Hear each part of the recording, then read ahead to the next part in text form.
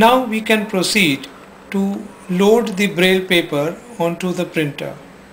The kind of braille paper that you need for the Index Basic D is a zigzag folded paper like this, which has tractor feed holes on either side. It also normally has a scoring on the right side. When you load the paper, you should ensure that that scoring is available on the right side. Normally, one uses the size of 10 inches width and 12 inches length with a thickness of about 140 to 160 GSM so that you can do double-sided embossing. To load the paper, you need to lift the metal flap upwards like this, and then you need to open these two tractor feed flaps here. The left tractor feed normally remains fixed, whereas the right one can be moved.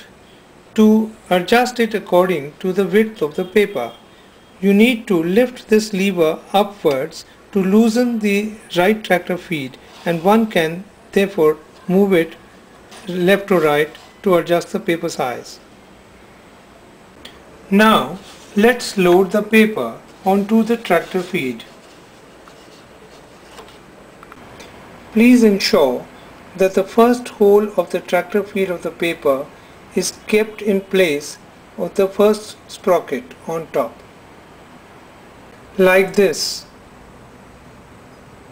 The reason why we need to put the first hole of the paper onto the top sprocket is that it needs to cover the paper sensor here, and in case we place it this way, then it would announce out of paper, since the paper sensor would not recognize it. Now we can shut this tractor feed by putting this flap downwards.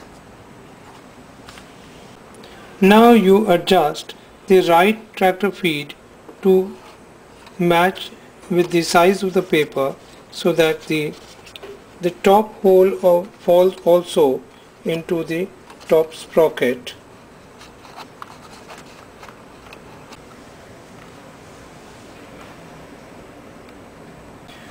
Before closing the right flap, you need to give a slight tension so that the paper doesn't have any folds, and you can lock it.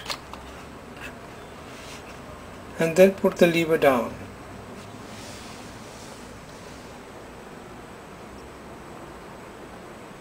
Now you can close the metal flap and placing it downwards. This completes the paper loading.